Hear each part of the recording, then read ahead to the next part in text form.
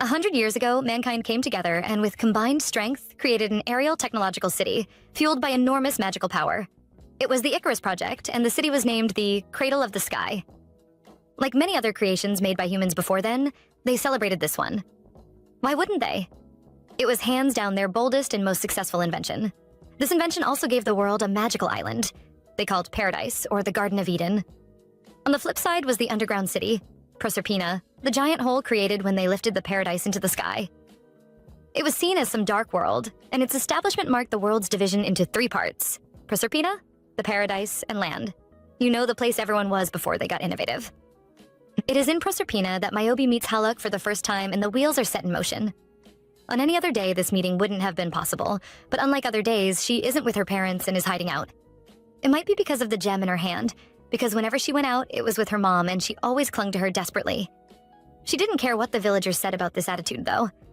She had long accepted she was the odd one, an introverted child who didn't like anything in particular. Whenever she found something she liked, she treasured it, keeping it to herself and no one else. Thing is, Haluk heard this and more. Like how she isn't good at communicating with people and no one knows what she's thinking about most of the time. He'd like to know if she wants him to treat her according to everyone else's perception of her.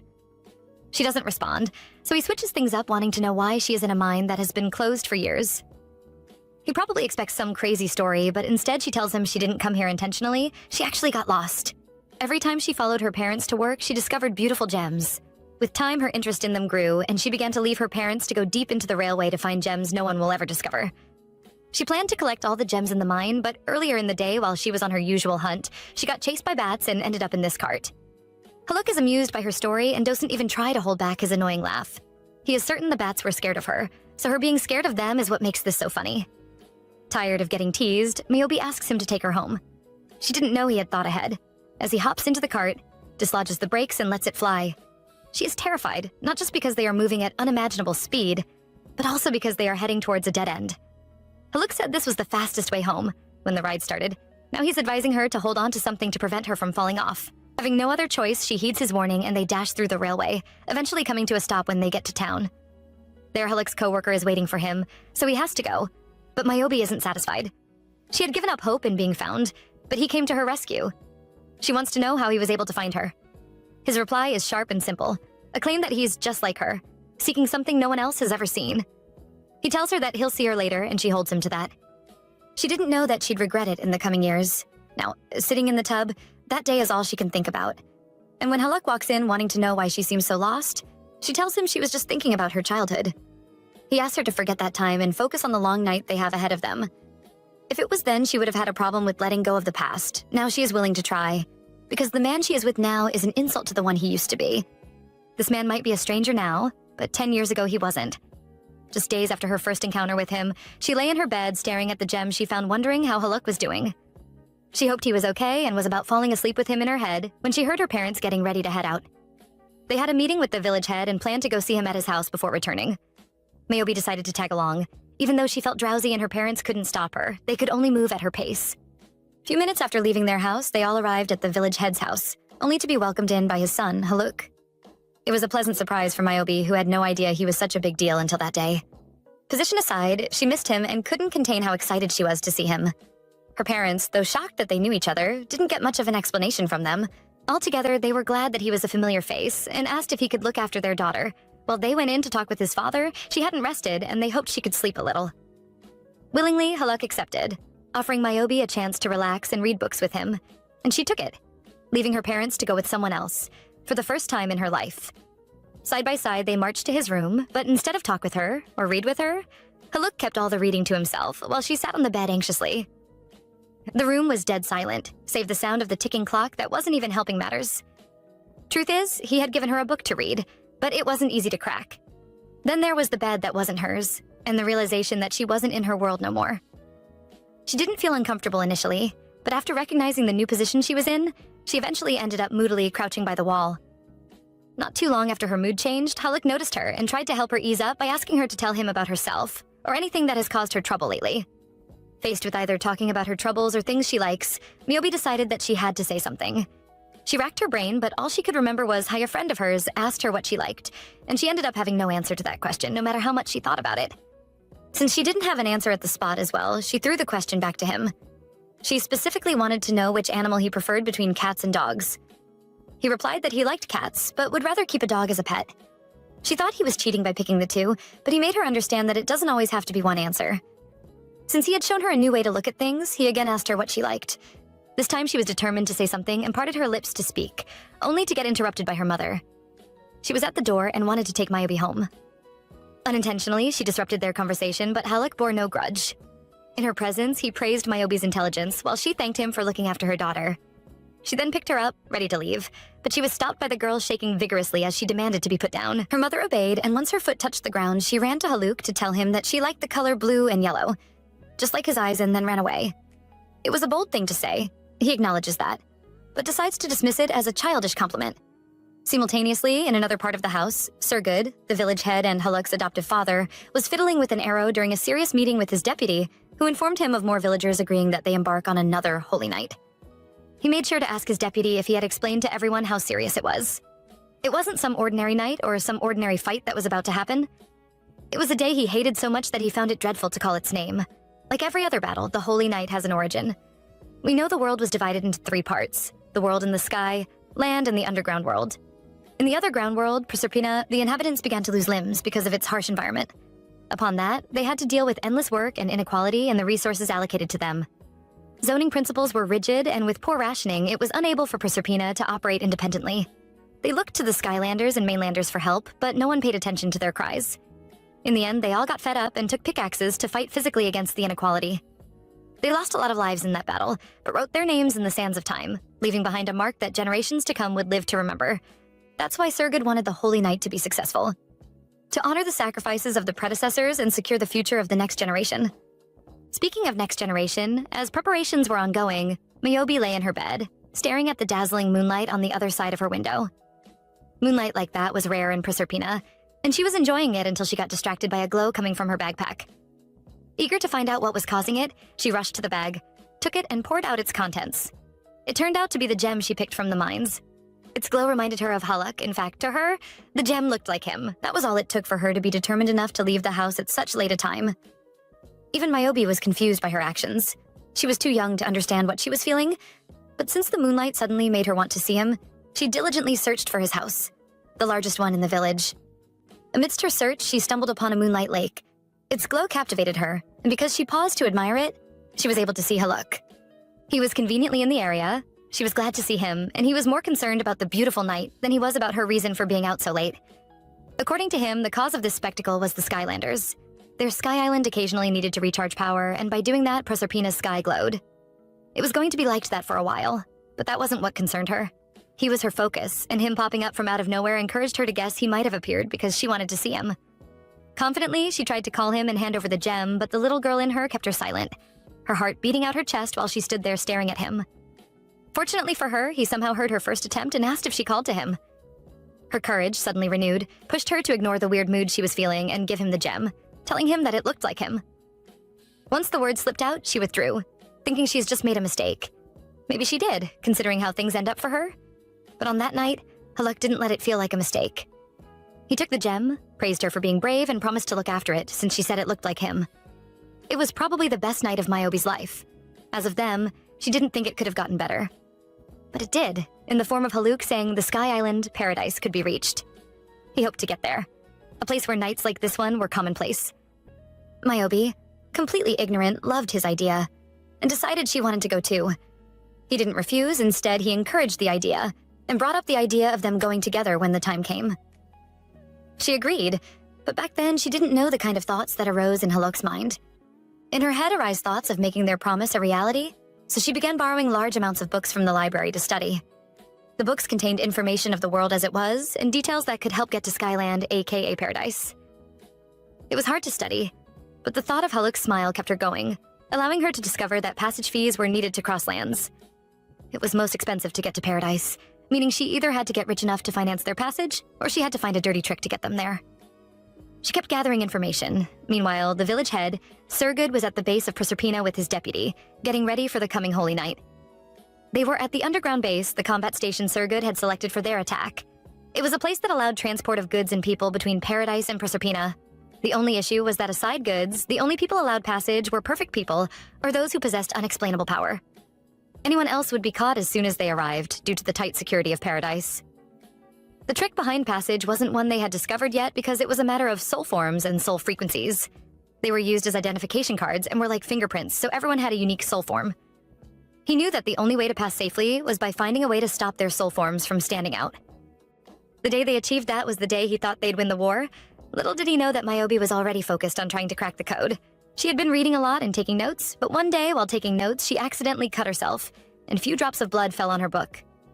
She tried to clean it off, but accidentally blurred her lines in the process, instantly causing her to panic. She felt bad, true, but that mistake gave her the vivid idea of trying to cover her soul frequency with another one to help her get into paradise undetected. She became interested in creating a new soul frequency, searching for a way to change hers and Haluk's to resemble that of a person suitable to be in paradise. What kept her going was her desire to go to a place she had never been to before, with her crush and the smile on his face when they'd get there. Still, she didn't get a breakthrough until she turned 16. A lot of years has passed, but her way in was finally finished. The only thing left was testing it. She would have met Haluk. The man had been like a brother to her for as long as she knew him, but she knew he'd be busy helping Surgood. She didn't want to bother him, and had noticed he smiled less and was willing to change that by showing him there was a way out. With him in mind, she pointed the soul frequency changing gun to her temple and pulled. The result, SSD her collapsing and a surge of energy bursting out from her room to the entire house. Long story short, her device worked, but its success came at a price, one she endured as she made her way to Haluk's house to tell him about her success. There she met him, but she was slowly losing strength and consciousness. If not for him, she would have passed out a while ago. But she had to tell him about the gun. In as few words as possible, she told him that the gun in her hand was their way into paradise. She has erased her soul, but was losing strength because of it. Still, all she wanted to do was go to the Sky Island with him. She made that very clear before passing out in his arms. Haluk at the time slightly blamed himself for letting things get that bad. For a month, Myobi remained comatose, causing her parents and Surgood to worry. The holy night was the following day, and they planned to go on with it, even though she was comatose. They planned to leave her under Haluk's care. After all, he saw her as his little sister and cared about her. Outside, Haluk eavesdropped. He was surprised that they were embarking on the holy night with Myobi in the condition she was in. They had disregarded soul frequency manipulation and had gotten allies in paradise to help their revolutionary troops get into paradise undetected. All that was left when the time came was for Surgood to arrive, and everyone, including Myobi's parents, waited for him. Everyone was so sure they'd attain victory, and when their leader didn't come, they got ready to hop into the supply cart that was coming. At Surgood's home, Haluk assured Myobi they'd see again. He didn't mind her state. He was sure it was bound to happen and left her to go and mess up the revolution by ending Surgood's life. His reason for doing this was because he wanted passage into paradise. But it wasn't just the old man he backstabbed. No, he ratted the people out to paradise officials who came and laid waste to everyone. By the time he got to the meetup zone, everyone except Myobi's mother and the Skylanders was dead. The grieved woman cursed him for betraying them, but he didn't have a care in the world left to spare. He gave her a bullet, but before dropping, she called to her daughter one last time. It was then Myobi woke, as if answering her mother's call. She would have stayed in bed a bit because of the banging headache she is experiencing, but warm air from the window made her go check the cause. To her displeasure, she saw her whole village was on fire and she immediately began to run. Not to safety, but to search for her father, mother, and Haluk. She felt anxious, but kept calling to them desperately, even if she didn't get a response. She didn't want to believe something had happened to them, but she realized something did when she came across every villager who went out to protest. Seeing them scattered all over the floor, her heart rate doubled, yet her feet glued to the spot, moving only when her mother called to her with her last bit of energy. She was happy to see her daughter alive, but didn't have time to celebrate the grand reunion. All she had time to do, however, was warn her of the coming danger, in form of Haluk. She told her that their holy night failed, so she wanted her to hide, but the girl couldn't obey her mother's last wish. The woman died in her arms. Still, she needed to know if Haluk being involved was true. To do so, she left her there and continued her search for him in the one place she guessed he'd be. The transportation base. Although she had gassed out, she gathered strength to scream his name, calling the attention of him and the Skylander troops. Unaware of who she was, the men saw her as a threat and wanted to shoot her, but he stopped them, giving her the chance to beg him to tell her that he didn't betray them. He didn't, though. Instead, he confirmed her worst fear, accepting his evil deed by saying he wished to finish before she woke up. There was no need to hide under a mask again. Moreover, the portal to paradise was open, and he was ready to leave. On the other hand, she was ready to forgive, so she begged him not to leave her. To risk his spot at paradise over her was something he couldn't do. What he could do was bid her goodbye and tell her that the next time she saw him, he'd go by a different name. Hoped that day would never come, however. He probably expected her to accept defeat and lay on her back, the 16-year-old who buried her entire village with her own hands. She couldn't let this slide, believing that he sent everyone to hell. So she couldn't let him enjoy a life in heaven. She was determined to make it into paradise and use her hands that she used to dig graves, to dish out the full weight of her revenge. She wasn't bluffing when she proposed this in her heart. She actually began fulfilling her promise by getting into paradise undetected and helping people who suffered harshness from Skylanders. By attacking the system, she made a name for herself and even got a bounty on her head. But that didn't stop her from saving a boy that was about to get scolded by soldiers. To give him hope, she let him know she was their silent hero and required of him that he kept it a secret. The truth is, she didn't just make it into paradise. She walked into its gate with some crazy abilities that helped her fight her battles more efficiently. She still needed allies, though, and went to check on one after her successful save.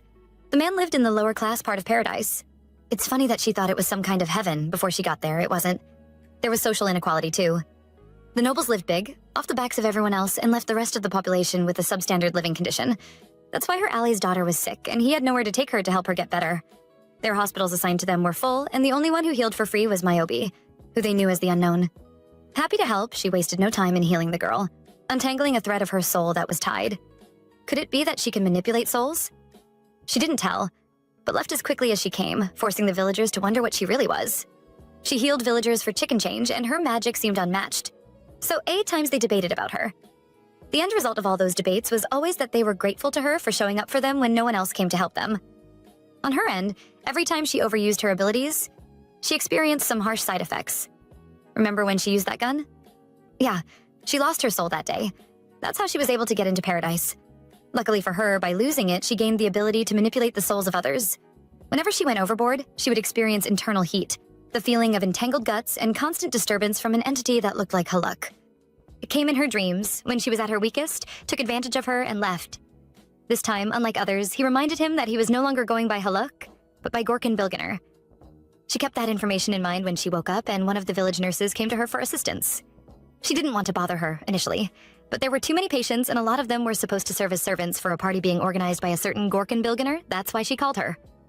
Myobi was shocked to come across this name, as it sounded familiar. Immediately became interested in the party and its host. The nurse, seeing that she knew nothing about the man, told her that he came from the Bluebeard noble family. They stood out from the others with their blue hair and blue eyes that recurred for generations. The more she described this people, the more Myobi racked her brain and was finally able to remember that this was the same name Haluk told her in her dream. That was all she needed to know before asking how she could become a servant at that mansion. How was she going to sneak into the mansion of a family that took over paradise by controlling its military? They had most people fooled by their sophisticated looks, while turning the whole world upside down. On one hand, there was rumors of a revolution. On the other, elites of paradise who were scared of a revolution. To prevent getting caught off guard, they stacked the best weapons. That meant all the money was going to the Bilgeners, coins weren't rotating, and societal collapse was a possibility. The more likely this was, the more profit they made. A dubious family that profited from conflict is what they were. Thinking back on what happened in her village, Myobi was convinced Haluk was with the Bilgeners. Reselling what happened to her people made her feel uncomfortable, but she cast the feeling aside and again asked how she was going to get in. The nurse informed her that entry would be different, since they used soul identification to get in. Only those with the verified soul forms were let in. On getting there, she confirmed what the nurse said, and since her wandering soul hadn't returned, she gave up and turned to leave. She hadn't moved when out of nowhere, someone grabbed her. Instantly, she panicked, but calmed down when she realized it was just a maid. The maid stared at her like she recognized her and said she possessed the features of a woman named Karen who was sent to help her. She tried to tell the maid that she got the wrong person, but she refused to listen to reason and dragged her past the verification line. Even when the guard tried to stop them, the maid remained headstrong and argued that the lady she was taking in was a runaway maid. She claimed she was verified once, and that meant she didn't have to be verified a second time. Inside, Myobi was given a maid's uniform, instructed to change into it, and left to do so. During that time, she finally got to breathe a sigh of relief. She was glad that although things didn't go as she planned, she still managed to get in. Phase 1 of her plan was complete, and she hurriedly put on the uniform to get into Phase 2. To the maid's surprise, Myobi's gown was a proper fit, but they didn't have time to dwell on compliments. They had to get things ready for the arrival of the head of the house, Sir Gloken Bilgener. The man was no joke, and fortunately for all his maids and servants, they got ready before he arrived, and were able to line up at the door to welcome him. Everyone but Myobi bowed respectfully as he walked in. She couldn't bow because she was busy trying to identify him. She wanted to be sure Haluk and Sir Gloken Bilgener were one and the same, but the maid from earlier didn't let her, putting her head down before she could see his face properly. She was trying to save her, no doubt, but she stepped in too late. Sir Gloken had noticed them. Wasting no time, he walked over to them, and soon realized that Myobi's face was new to his mansion. Since he last saw her when she was a child, he also didn't recognize her from his past, and requested a recommendation letter from her old master. Head bowed, Miyobi was convinced this man was Haluk, and shuffled her thoughts to find the best response. Two things were clear then. Everyone was waiting to hear what she had to say, and a wrong response would mean her demise. She couldn't let things end the way they were, so she came up with the lie that her previous master was dead, and she came to his mansion looking for work because she heard there was vacancy. She humbly begged him to continue letting her work at his mansion and prayed that he let her continue. Her prayers were answered when he smirked and told her that he was going to turn a blind eye at her and allow her continue working for him. As soon as he walked past them, Miyobi's maid friend sympathized with her. She claimed that he had never been concerned about his workers and would have talked more about his sudden interest, if not for Miyobi's sudden change in mood. She watched her shake vigorously and asked her what was up, but she was too deep in her head to hear her. She had confirmed that Haluk was Sir Gloken and made up her mind to end his life with her hands. Later in the day, Miyobi had calmed down and was with the other maid when the young lady finally remembered that they didn't do a proper introduction. She went first and introduced herself as Sapona, while Miyobi simply rolled with the name Karen, which was the name of the runaway maid Sapona thought she was. In trust, they agreed to watch each other's backs, after which Sapona offered to help her adapt to the working environment on behalf of the butler who was to handle that. Everyone was busy getting ready for the party, and she guessed Miyobi had worked in a mansion before, but still decided to give her some pointers, which were actually helpful. Diligently, Miyobi played her role as a maid. She had to, so she could keep an eye on Haluk. He was enough motivation for her to work so hard on the first day that even Sapona noticed her devotion and gave her a chocolate to encourage her. Although it reminded her of her nightmares about Haluk, kept her cool, and allowed Sapona to tell her about their sleeping arrangements. She told her that all the maids used the same room and she could sleep next to her if she wanted, which was okay with her. The evening was wonderful, though. Little did they know that it wasn't going to stay that way for long. Few minutes into their discussion, another maid dropped lifeless before them. From the condition she was in, they could tell she fell from a higher part of the mansion, and Sapona panicked. She assumed the maid was dead, but hearing that assumption reminded Miyobi of all the people she lost the day Haluk betrayed them. She refused to let the maid end up like her people and sprang into action. While Sapona stood fixed to the spot, she checked the maid and felt a pulse. That spelt hope. She believed she could save her, but needed Sapona to leave, to allow her use her ability freely. Getting her to do that wasn't hard, however. All she did was ask her to go get help, which she did, giving Miyobi enough time to reach for the thread of her soul and save her. Saving the girl made her happy because it was her first time restoring life, and at the end of the day, it was her resilience that kept the maid breathing. Even Karen noted that and praised her. Unknown to them, Haluk watched everything that happened from his window, expressionlessly. Was he close enough to see her use her ability? We can't say for sure, but it was certain that she had gotten his attention. The following day, Miyobi was busy with her duties when she heard two maids talking about the girl who fell the previous night. They knew her well, and heard she took of their master's eye patch, as in Haluk's eye patch. What she did was crazy, but she was moved by curiosity, and that was probably why she did it. They guessed she must have wanted to know if the curse was real. Hearing this made Miyobi interested in knowing more about their discussion, so she turned to Sapona and asked about the curse they spoke of. Sapona, maintaining her usual smile, dismissed the topic. She said there was nothing special about their master's curse. She advised they continued working, but this made Miyobi feel she was hiding something. She guessed this was something she wasn't supposed to know. She would have pressed regardless, but the head maid disturbed their chat. She had heard a lot about the new Karen, helping her fellow maid last night, and came to see her. To thank her for being her sister's keeper, and to tell her that she'd be handling their master's baths in the meantime. The maid who fell was in charge of that duty, and with her away, Haluk requested for Miyobi. Sapona, clearly against this idea, tried to talk the head maid out of selecting Miyobi. She advised her to pick someone who was actually grounded in the rules of the estate, a suggestion the older lady warned her against, since it spelt defiance of their master's orders. Whether they liked it or not, Miyobi was resuming her new duties by evening. As for getting her up to speed with the rules of the mansion, the head maid left that duty to Sapona. In all, although the new development was a boost for Miyobi's plans, she began to suspect that more happened in the mansion than she knew. The defeated look on Sapona's face made her think that way, but that didn't stop her from going to Haluk's room later that day, to help him bathe. On getting to the bathroom, she confirmed that the man in the tub was Haluk. He had grown greatly, but she was sure it was him. As for his eye patch, it was rather prominent. During Sapona's briefing a little earlier, she told her that the eye patch hid the curse in his right eye. It was said that anyone who met its gaze either lost their mind or died. That being said, the same thing would be avoiding to look him in the eye, right? If only it was that easy. The curse actually drew people to it. Sapona warned her to be careful. No one who looked into that eye ever came back the same. She didn't want Miyobi to be the next. Myobi also didn't want to suffer such fate and bathed him cautiously while keenly observing him. Out of anger and because he seemed to have lowered his guard, at some point Myobi thought about ending his life then and there. As she slowly reached for his neck, he stopped her without even knowing, by asking her to join him in the tub.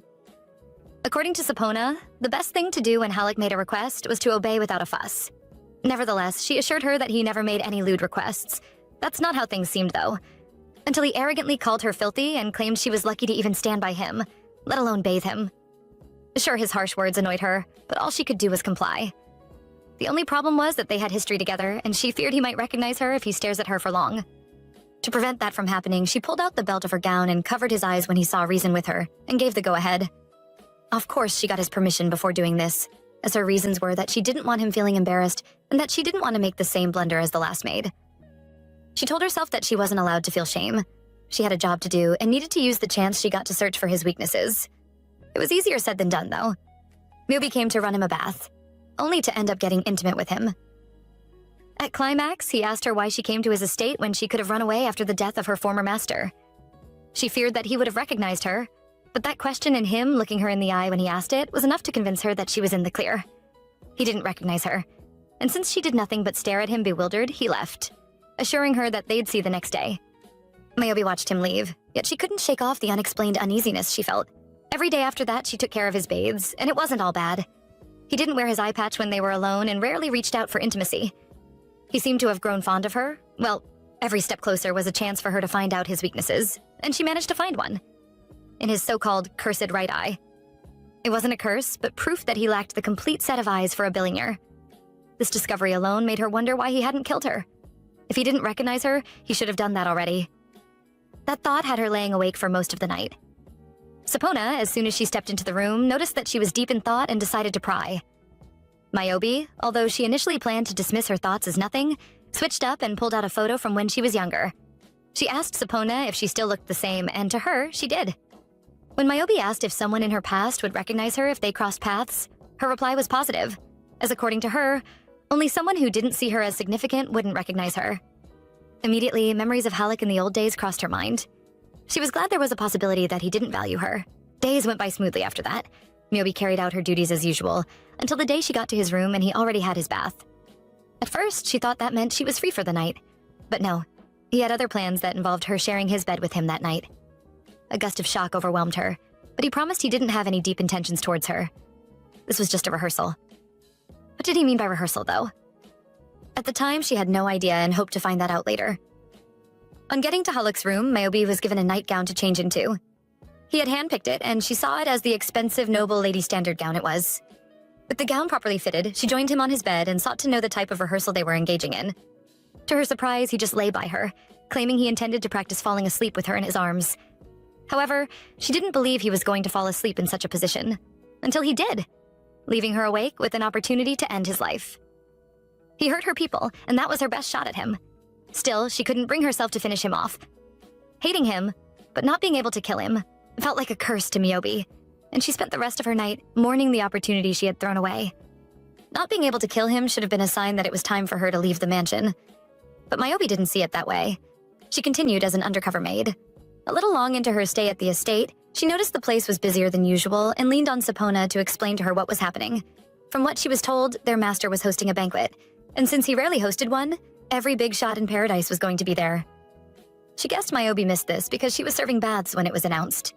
Meanwhile, Golden Girl was busy hoping she could get more info about the estate during the banquet.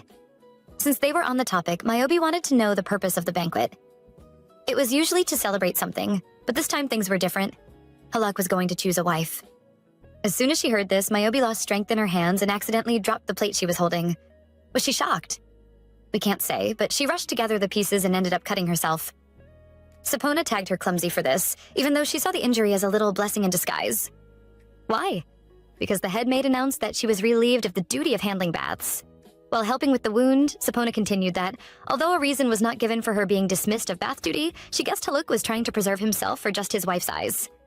She let Myobi go when she was done and urged her to be more careful, without knowing how affected she was by the news. Haluk and his flirty ways had gotten to her head to the level where that evening she accidentally roamed into the corridor leading to his bedchamber. She was irritated by him pulling closer to her, only to want to get married to a noble lady. Still, she found herself going to his room, even after being relieved of his bath duty. As soon as she came to her senses, she turned to leave when she heard a female's voice that grabbed her attention. By his room was Halleck and a woman, and Myobi tried to force herself not to care. Truly, she was hurt that the rehearsal was probably for the woman he was discussed with, among other things that annoyed her. Fortunately for Myobi, she was able to suck her frustration in and leave. Her exit, nevertheless, wasn't soundless, so Halleck heard her. Sure, he was talking to a woman, but she didn't know that woman was actually the head maid. They were probably discussing important stuff, but he has to pause their conversation to check what made the noise he heard. That's when he noticed Myobi at the end of the corridor and wondered why she was roaming the halls this late. He also noticed her injury. Even so, he let her go. The days after that, she didn't even have time to think about Haluk and his wife-to-be. She was too crowded with work that left her unable to take a breather. Still, she was glad. The extra work gave her the opportunity to get a hold of documents that contained the layout of the mansion, staff movements, and shift changes.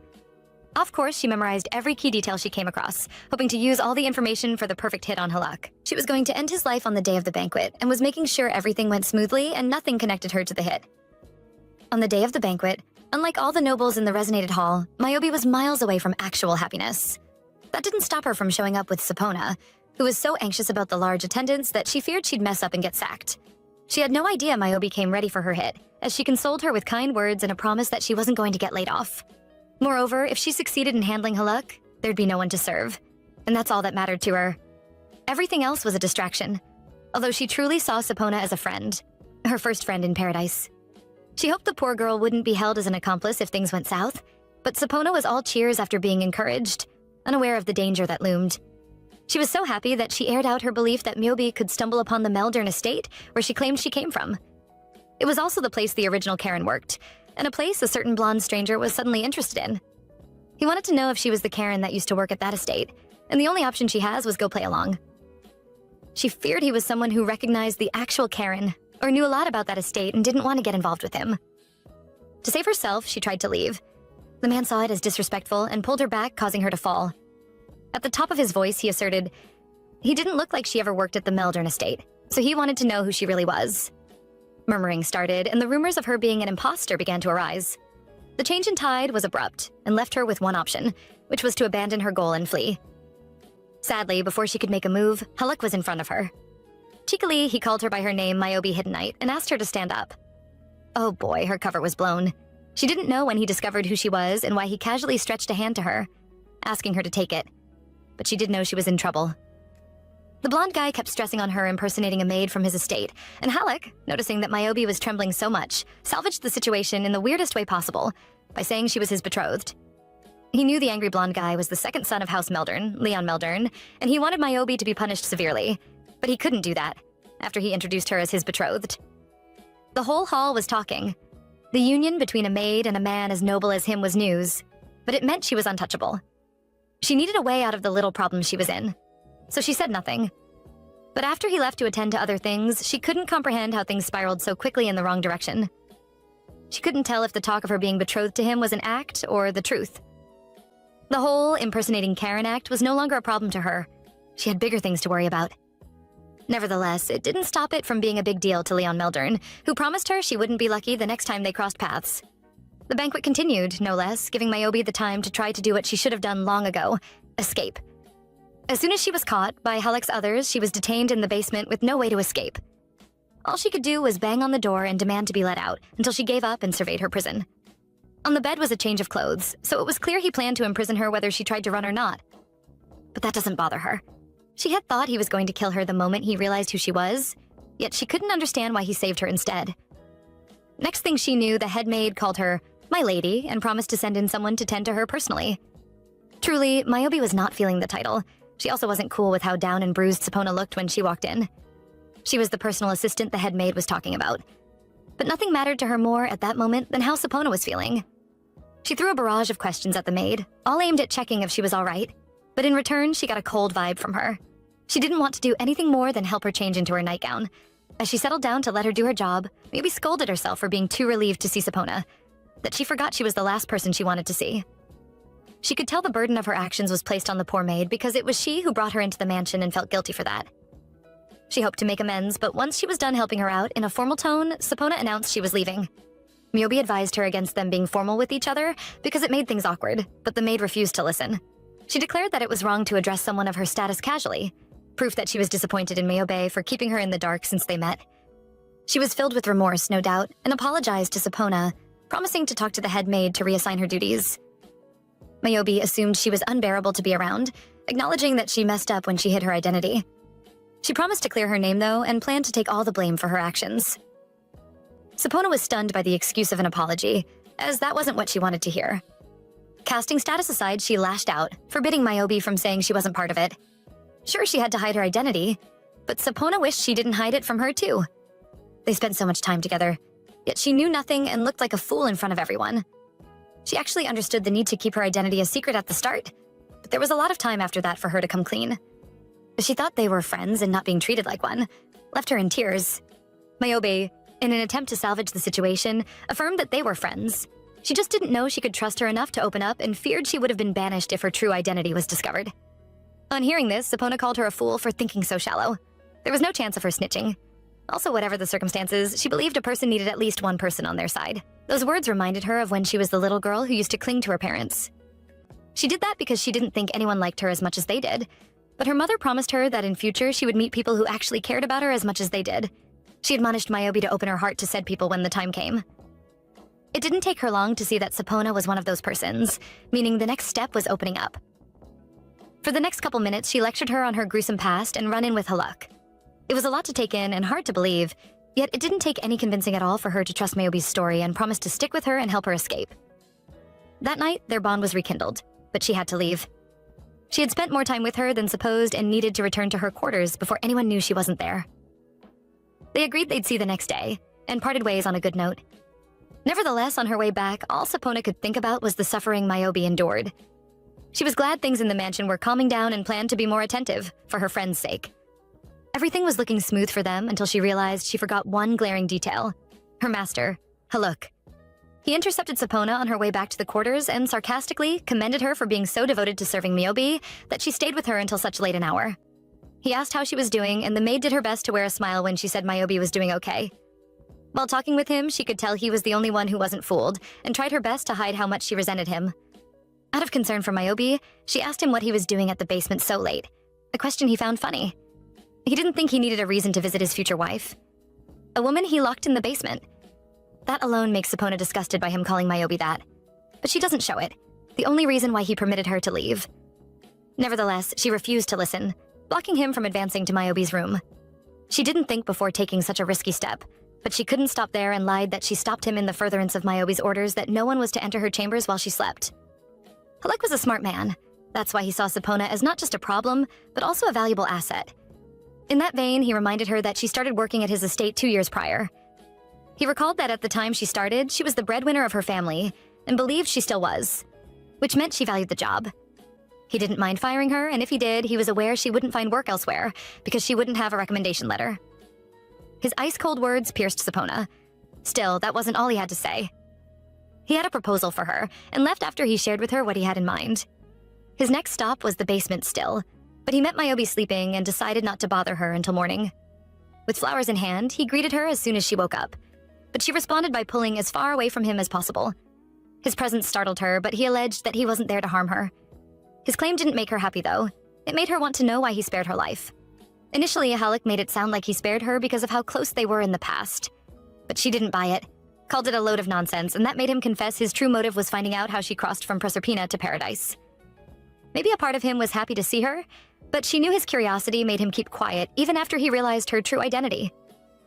According to him, she was wrong. He then pulled closer to her to tell her that if she was just a tool, he would have finished her off the day he finished off her village. That statement angered her. It made her want to beat him to a pulp. But when she stretched to attack him, she was stopped by an ankle chain. Last night, there were no restraints, so she wonders when he bound her. In the split second when she was thinking about the chain, he pulled out the soul frequency gun she created when she was 16 and pointed it at her. He asked if she remembered it. Of course she did, though she didn't have much time with it. On the other hand, he did, and he used that time to study it. His study helped him discover that the gun had the ability to kill the soul while leaving the owner's body intact. Since her, he had done various tests, all failed, leaving her as the sole success to such a worthy invention. That was his final reason for keeping her alive. It was truly a sinister thing to say. The man seemed to have lost his mind. He showed her that he didn't care about her pain and gave her choice. spend the rest of her life confined to the basement as lady of the house or die by his hand. Both options meant hell to Miyobi, so she lashed out. She thought it inhumane for him to ask her to decide between a cursed life with him and death by his hand, after she already died by his hand once. He killed her old happier self by betraying the village and abandoning her. She spat on him and called him the most vile thing she loved. But he didn't see her feelings for him as a thing of the past. He pulled her to himself and seemingly promised not to abandon her again if she let go of everything. Miyobi decided to play Haluk's game for the time being by accepting to marry him. He was happy by her choice, but he had to leave and promised to check back as soon as he had time. When he left, Miyobi returned to her original mood. She was glad that she had bought some time for herself and thought deeply about all that one thing that mattered to her: revenge. Her life wasn't important anymore. She could have easily picked death, but she didn't have want to clock out without avenging her people. Elsewhere, Sapona underwent a struggle of her own. Before her was Miyobi's breakfast, and Haluk had instructed her the previous night to dose it with a serum that would make her easy to manipulate. Since the order came from Haluk, she couldn't avoid it. He was master of the house and probably had maids spying on her. Sapona could feel their watchful eyes. If she didn't comply, she suspected he'd go after her family. For them, she reminded herself that he said the serum was only fatal after prolonged use. She planned to use it on Miyobi's food just once and dosed it with a tiny drop. Minutes later, there was a knock at the door and she assumed it was Sapona. She hadn't eaten all day and permitted the person at the door to enter. Joyfully, she sat up to welcome her, but that joy was short-lived because it wasn't her right-hand woman at the door, but Haluk. She thought he was going to stay away from her until the wedding, like he said. He planned to do that, really, but he heard she had refused entry to every servant but her personal maid, Sapona. For that reason, he decided to intervene personally by running her a bath himself. Reluctantly, she let him do his thing at the start, but then he started to act all caring and she changed her mind. She wanted the servants to help her out instead, but he refused. Taking care of her was something he did in the past, and he felt it wasn't supposed to make her feel strange. Then and there, he promised to love her like an ordinary husband should. A declaration she saw as a lie he told without a change of expression. Still, he stayed and did more checks on her. That's how he was able to notice the bruises on her shackled leg. From it, he could tell she had been moving a lot, as he suspected. He then undid the shackles to take care of her ankle. He suddenly got curious about whether or not he was the only one who ever got intimate with her. She replied that he wasn't, which was probably a lie, but it got him angry. Although he didn't try to show it, his actions did, as he pulled closer for another time with her. This she wasn't comfortable with, especially since he had told her that she was nothing but proof of the success of soul destruction. To that, he had one response: the marriage night rehearsal. He claimed he did the rehearsal because from that day, he decided she was his wife. He tried to explain that he really did love her, yet Miyobi understood two things from what he was saying. One was that he knew who she was all along, and two, that Haluk was lying. She knew him long enough to tell that whenever he lied, he did it with a smile. All his efforts were aimed at trying to sway her, so she decided to act swayed by allowing him another night with her. When he was done, he left her to the care of Sapona, who he called in advance. By the time she got there, Miyobi was dressed and in bed. She had to wake her, after which she gave her some light scolding for making her worry by rejecting meals from other servants and starving herself. The mood was warm. Miyobi was glad to see a familiar face, even more glad when Sapona informed her they'd be eating together. The reason she gave for this was that she wanted to make sure she finished her meal. Honestly, it wasn't. What she was doing had something to do with the serum Haluk gave her. She showed that with how worried she looked when Miyobi began to choke. She feared it was something else, but it was just the meal being too spicy. Soon worry shifted to her, the moment her face turned pale and she started hyperventilating. Miyobi tried to find out what was wrong, but all she did was apologize for promising to stand by her and escape the mansion with her. At the end of her apology, she collapsed. Worried, Miyobi rushed over to her and screamed for help. For some reason, she didn't attempt to use her powers to help Sapona. She just watched a surge of bright energy escape from her and trail away like footsteps. The farther it got, the more of her memories Miyobi was able to see. That's how she got to know about the serum Haluk gave her to dip in her food. She saw how Sapona asked for a second plate of food after dosing the first one. Although she told the other maids she needed it to eat with Miyobi as a way of encouraging her to eat too, the truth was that she wanted to give her the pure one and take the drugged meal. She was unwilling to betray her friend and bet her life on Haluk's word. Since he said it was harmless, she had to be sure. Turned out it wasn't. She was out and needed help. With Miyobi's assistance, it arrived much sooner than supposed, so soon that Miyobi started to suspect the maids that stormed in. Much as they claimed they wanted to help, she couldn't believe them, suspecting they planned to take advantage of the situation and dispose Sapona, hence the reason why she sternly asked if they were taking her for treatment and demanded to go with them. The maids refused and used Haluk as their excuse for doing so. According to them, he ordered that she shouldn't be let out of the basement and they couldn't disobey. Mayobi wasn't sure they were taking Sapona to get treated, but there was nothing she could do but helplessly watch them get ready to take her away. She stayed patient until one of the maids dropped a side comment about her being stuck and unable to do anything. The other one tried to tell her to pipe down since she guessed Mayobi could hear her, but it was too late. She was both pissed and determined not to lose the one person in paradise who had sacrificed for her, as she ran towards the maid with a candlestick. Before her victim knew it, she had her by the hair with one hand. With the other, she held the candle, ready to burn. She was a woman who crawled from the bottom to the top and gave the maid an option. Take her to the physician, or she'd get hurt so bad they'd call a physician for her. The more time she wasted, the more agitated Mayobi got. If not for the head maid who stepped in, she would have lived up to her word. It's funny that she was conveniently in the area. Nevertheless, Mayobi was more concerned about Sapona than she was about that. She demanded to be taken to the place where they planned to take her friend for treatment, so as to monitor her recovery with her own eyes, but her request was denied. The head maid reestablished that the only person who could give the command was Haluk, but she didn't mind them treating Sapona in the basement for her sake. Deciding to trust their word, Mayobi let the maid go, ordering her to get the physician. She promised her that if she delayed and something happened to Sapona, she was going to let it slide. In an hour or so, the said physician arrived, and he kept monitoring her for the next few days. He was one of those well-fed types and looked plenty shady from the start. He administered nothing to Sapona, gave no diagnosis, but claimed he was unfamiliar with the type of poison she took. Just a few minutes after he came for his latest checkup, he tried to leave, just as he had done before. He promised he'd check back the following day, but she wasn't having it and grabbed his briefcase to try and stop him. To her shock, its contents poured out, bundles of money and a vial. He hurriedly gathered the money and dashed out of the room, but he forgot the vial, giving Mayobi the chance to observe it. During her observation, she noticed that it was the poison she saw in Sapona's memories. She then understood that the so-called physician had been making Sapona worse all along. It was definitely a trick from Haluk. He fooled her again, and was about to cost her the life of another person she held dear. Nonetheless, when Mayobi rested on her sick friend, she felt a bulge in her pocket and was moved to search it. She was stunned to pull out a key. She guessed it was a trick, but it gave her a final chance to save Sapona's life.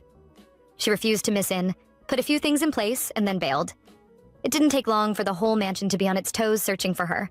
Plus the fact that she was carrying someone who had passed out made escaping difficult. Yet she didn't have a choice. The plan was to escape with Sapona and take her for treatment at the hospital in the village she used to work as unknown. I wonder where her healing ability went, though, but she was sure the hospital was going to give her proper treatment. During her escape, she paused by a bush to listen in on a conversation between the head maid and few other maids.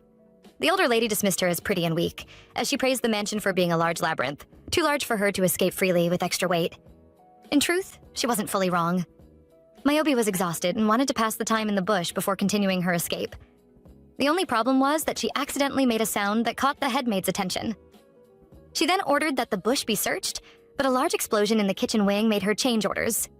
She initially wanted to split their staff into two, one to handle the fire and another to find Mayobi. However, another explosion, plus some lives being at stake, made her change her order. She wanted everyone to focus on quenching the fire and saving lives, as she regarded that as more of a priority than the runaway betrothed. The two explosions happening right when Mayobi needed them were no coincidence, by the way. It was all in her plan, the plan she originally intended to use and finish Haluk off. She prioritized Sapona over him and was glad that all the studying of servants' shifts and the mansion's layouts finally paid off. She was glad they underestimated her. It allowed her to get so close to the back gate that it felt like a home stretch away, at least until she got shot. She didn't think anyone would have been smart enough to figure out the route she was taking, but she was wrong. Haluk happened to be a tiny step ahead of her. He praised her for being unpredictable, but he didn't shoot to kill. That was why he used the soul frequency manipulation gun Mayobi made when she was younger. He wanted to see if the gun would work a second time, but it did not affect her. That wasn't a problem, though. He still looked to capture her, while she desperately tried to get away. As he watched her stagger to her feet, he could see how determined she was and taunted her for being so eager to escape that she burned down servants who tried to stop her. She laughed at the statement, though, and mocked him for knowing nothing about her, even after they spent most of her childhood together. At the headmaid's end, the fire was almost out when they realized that there were no servants in the fire, just hair, meat, and clothes. She had deceived them, and the headmaid didn't like it one bit. Mayobi, on the other hand, bragged that although she prioritized her escape, she was never going to kill or betray anyone to get it. She wasn't like him, and he could agree with that. Aside from her good heart, he recognized her strong will and compared her to a wildflower that took root wherever the wind scattered it. I mean, after he destroyed all her bonds, her home, and any future it could have had, she still survived. He urged her to stop fighting and come to his side of the fence, but she refused, once more. Although she knew how lavish a good life in paradise could be, and how it would never get boring there, unlike Proserpina, She found the place utterly repulsive. She had no desire to partake in a filthy place that thrived off the blood of her people and threatened to stab Haluk if he came close to her. But he couldn't stay away, since he had determined not to let her go. Myobi assured him that clinging to her there wouldn't work after he tried to kill her in the past. But he didn't stop. He actually claimed he never wanted her dead, and although it didn't matter, he wanted to know why she was trying to leave him. If she planned to end his life, he thought she had a better chance at doing that at the mansion. His declaration made it clear that he knew all along that she infiltrated his mansion to murder him, but that didn't matter anymore. She wasn't like him, a sucker for his mission, and saw saving Sapona as more important than ending his life. Staying at his mansion for the past few months had taught her that although she wanted him dead, she wasn't willing to end him at the expense of everything she held dear. He found that funny, since he thought she valued him. But she didn't, and made it clear that all she felt towards him was hate. He didn't mind that, but was slightly hurt that she was willing to let go of all the bad blood between them and leave just like that. The man was insane, no doubt, and she wasn't ready to entertain his insanity any longer. She made it clear to him that he wasn't the victim. She was. She wasn't leaving him. He left her all those years ago. She was young, confused, and kept trying to tell herself that he didn't abandon her on purpose, and what happened wasn't his doing. Her memories of the day he left haunted her, but all he could say was that he never left. He only returned home. He was raised in paradise from childhood for the sake of the land and the sky. Until then, she thought he was the adopted son of Surgood. Even so, his confession didn't explain why he had wasted the people of Proserpina. To make it clear to her, he added that he was born to infiltrate Proserpina's revolution. Monitoring them was his duty, and he had no other future or desire of his own to pursue. Still, amidst his service, he met her. The one person who made him feel like he wasn't just a pawn, but something more. He took off his eye patch, hoping he'd be more convincing that way, as he closed the gap between them. He begged her to stay every step of the way, disallowing her from noticing his servants closing in on them. All Myobi's focus was on Haluk and how he smiled whenever he lied, until he got close and she realized he wasn't smiling. In other words, he was telling the truth. He asked her not to leave, but afterwards he stabbed himself, a move that confused her to the bone. She didn't understand why he did it, and he didn't get why she was unhappy when she wanted him dead. Really, she did, but in a better way. Myobi couldn't see why Haluk stabbed himself, but had no time to figure it out, with all the maids and butlers that were a few meters away. They thought she tried to kill him, and he was a noble in paradise, so that was a big deal. Yet while she was being chased with Sapona in her arm, Haluk lay there smiling, showing no care to the head maid and her talks of bringing a physician. He was more focused on how he had his precious gem, Myobi, in his arms, and then let her go. Nevertheless, he was determined to show her that she had no place in paradise except by his side. Anywhere else meant she was going to suffer torment until she was cast out as a stranger. He suffered too nonetheless, dreams from a memory of him hunting with Surgood, that always ended with Myobi almost ending his life. He woke up from his most recent dream with his cut reopened and his mind on Myobi. She had been in his dreams more frequently than normal, and at first he thought it was because his feelings towards her had grown. If it wasn't that, he considered it being because she might actually kill him in the long run, and scoffed at that thought. On Myobi's end, she made it into the village safely, rushed through the empty alley, and arrived at the shelter where she worked as unknown. There she met Bella, the nurse who worked there. The kind nurse recognized her upon entry, and seeing that she was with a patient, the kind nurse skipped pleasantries and led her to a bed where she dropped Sapona. She hoped they had the necessary medicine for her friend, but also worried about the wanted poster spread across the entire village and even the shelter. Her only chance of making it out without getting ratted out to Haluk was keeping her cloak on. She kept it on as the nurse gave her diagnosis. She realized that the poison was severe, and leaving Sapona without a proper antidote was going to be fatal for her. Limb paralysis, and even worse, the only cure for her was with the Meldern estate, home of Leon Meldern, the blonde hottie who hates her guts. Myobi was well aware of the harm she could face from going there, yet that didn't stop her from deciding to stick her neck out to retrieve the medicine herself. The antidote was some rare medicine that the Meldern estate managed by itself, and no matter how many times Bella and the shelter begged for its ingredients, they were turned down. Myobi believed her, though. She knew that shelters got provisions from donations of noble families. Bella bragged about the cute because she knew it was really in the Meldern estate, but she needed a way in. Since she couldn't stroll in from the front gate, she asked Bella to help her sneak in, and the nurse did, even though she scolded her thoroughly before doing so. At the estate, Myobi remembered that Bella instructed her to start her search at the place in the estate where the lights never went off. It was rumored that they sorted their medicine there, so Myobi obeyed her. On getting to the room, she noticed someone was there. She actually planned to knock the person out with a sedative, but hesitated when she found out that the person was Leon. When she finally summoned up the courage to knock him out, she accidentally kicked a bottle, alerting him to her presence before she could get to him. It didn't take him a second look to realize she was Haluk's fiancé, so he demanded she state her business or he would call for the guards. He probably didn't know about what went down in Haluk's estate, so she quickly told him that she came to get medicine to save her life, after which she planned to go on her way. Leon misunderstood her intentions. He believed she wanted to steal again and decided he wasn't going to let her go. Mayobi then decided to use her ability to knock him out. She didn't want to use it because of the side effects, but she didn't have a choice. As she moved to knock him out, someone stopped Leon from making any harsh moves. It was a sick person on a bed, and he called her Karen. She asked him to calm down, and he listened, deciding to go out and discuss with Mayobi because of her. Outside, she thought back to the person in the room. She guessed that the person was Karen, since he called her that. If so, it made no sense for the second son of a noble family to be tending to a maid. She had problems of her own to focus on, though, Sapona's health. Mayobi was surprised when Leon asked if she wanted to steal for Sapona. She began to feel uneasy. She didn't say who she came to get the medicine for, but he understood her. She was a person of perfect health, and he understood that when someone of perfect health went that far for someone else, it was someone they held dear. He understood that kind of desperation, as it was one he felt for the woman in the room they stepped out from. That woman was Karen, his childhood friend who fell out with the nobility and was banished from the Meldern estate. She ended up in the billionaire estate afterwards, and that was why he went for the banquet, to check on her and see how she was doing. He was surprised when he got there and saw Mayobi impersonating her and accused her of doing it with the intention of stealing from him. His accusation pissed Mayobi off to the bone, and she charged at him, seizing him by the collar as she made it clear that she didn't infiltrate the mansion for money, but to protect the bonds she made and take back all Haluk had stolen from her. Her eyes burned with so much passion that Leon was left awestruck. She ordered him not to insult her honor, but as she made those demands, she pushed him against the balcony and he asked her to calm down. It was he who had the right to feel angry since she stole his friend's identity. Concerning her need for the drug, he felt he deserved an explanation, and she calmed down to give him one. She explained that the only person who cared for her in the billionaire estate was poisoned and hovered between life and death. The more time she wasted, the more she deteriorated. She begged him to give her an antidote, but he was curious to know why she didn't just make a request in Haluk's name. Her silence made him understand that the rumors he heard about her stabbing Haluk were true. He thought she had lost her mind to get caught in something like that, even though she claimed it was a trap. He feared that if word got out that he helped her with an antidote, he was going to get into some serious trouble, and he didn't want that. Leon wanted her to see herself as lucky since he decided not to arrest her and was willing to let her go. But that didn't do. She needed the antidote for Sapona and managed to use his love for Karen to get him to find a way to get the antidote to her friend at the shelter without raising suspicion. Once they had reached an agreement, she thanked him, but her time made him blush and feel so flustered that he ordered her to leave immediately. His excuse was that the visit wasn't a proper one. And he had a point. She returned to the shelter while Leon returned to Karen, feeling like he had made the wrong decision.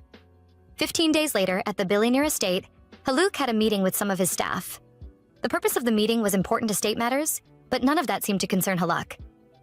The only thing on his mind was Mayobi and how he hadn't been getting any reports about her. According to some members of his staff, they couldn't catch her soul frequency on soul scanners. They didn't know she had severed her soul as a child, but he did, and kept it to himself. To find her, he suggested they search for her using her behavioral patterns and habits, but he was the only one with any proper knowledge about her. At the meeting, he asked himself what the most likely place she was going to go and soon realized it was the library. She always ran to books when faced with an impossible situation, so he ordered them to focus their search on every library in Paradise. He wasn't wrong. As he spoke, she was at the biggest library in Paradise, the Lighthouse of Alexandria, the repository of Paradise's knowledge. Before stepping in, she noticed the place was swarming with guards and recognized that going by herself was risky, but she needed to know more about what Haluk said on the day she fled. He said Paradise was his home. He was born to monitor Proserpina's revolution, and he didn't act by his own free will. Mayobi had thought he betrayed her people for his selfish gain, but that bombing confession changed everything. He became a blur to her, and she needed to know more about him. Why his destiny was infiltrating Proserpina, and what Paradise was hiding. On her way into the library to get her answers, she was stopped by a guard for what he called a routine check. The previous day, Mayobi knew the library as a place that was freely accessible to anyone. The new development meant she couldn't freely walk in, so she tried to back out, but more guards crowded her, demanding to confirm her identity. Then and there, she began to panic, and they kept approaching her slowly, intending to nab her when Leon stepped in. He called her darling, and with his arm on her shoulder and a claim that she was his beloved, he made the guys turn a blind eye to them, and that helped her get in. Once they were in the clear, instead of thanking Leon, Mayobi scolded him for interfering. He claimed he was passing by and stumbled upon her predicament, so he helped out. Still, she didn't thank him for his helping hand. Instead, she warned him to stay away from her. She knew that if he got caught, she wouldn't be able to help him. But that didn't break his will. It fueled him to offer to help her, not just because he knew she was being pursued unjustly, but also because he had watched the suffering of the lower class in paradise go on for too long. He was sick of it, and that was his way of fighting back. Moved by his speech, Myobi asked him how he planned to help her. For starters, he wanted to help her navigate the library and get to places there that she couldn't, but feared it was going to take a lifetime to read everything she needed. That wasn't a problem for Myobi, however. Gathering vast amounts of information was her specialty. He didn't believe her until he watched her finish bulky books at an unimaginable speed. The more he observed her, the more fascinating she became to him, and he began to wonder what kind of life she led before coming to him. He probably began to have a little crush on her. On the night of day 1 of their search, Myobi stumbled upon an ancient document that contained information on Project Icarus. It was the procedure that led to the creation of paradise, and the document she stumbled upon contained the 3rd attempt to make the dream come true. Lastly unchecked, the news going around was that paradise flew on the first try. To think that was a lie. Or maybe it wasn't, because the document didn't contain information on paradise, but on the last holy night in Proserpina. The one who claimed Myobi's people. While Leon and other members of Paradise were told that it was a night involving a brawl between Paradise's armed forces and terrorists in Proserpina, Myobi knew the information they got was flawed. She was horrified and annoyed to see that the document before her contained the time, place, and even the specific number of people to show up for the battle. It made it glaring that the whole thing was pre-orchestrated by Paradise officials. Leon, upon checking out the document, was equally horrified, especially since it contained information on past uprisings, the suppression and exploitation of Proserpina's people, and more. It basically highlighted the inequality which was the backbone of Paradise's success. Myobi went to the counter to see if she could get more documents on the subject, but was informed that it was checked out and would be returned in 100 years. The person who checked it out listed it as H, so she dared to guess it was Haluk. Seeing how determined she was, Leon quietly advised that they return to their seats. She wasn't with her cloak and risked getting identified if they remained in the open. She listened but was angered by the thought of the information she needed being stored in Haluk's personal study. She wondered what kind of information was so dangerous that it had to be sealed away for 100 years. Leon too felt bad. He was eager to take a peek at the document, but his suggestion gave Myobi a new idea. She could try to get into Haluk's mind.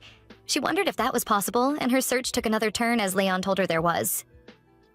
He escorted her to a rather shady section of the library where books on the method existed, but warned her against it because it was seen as a societal taboo.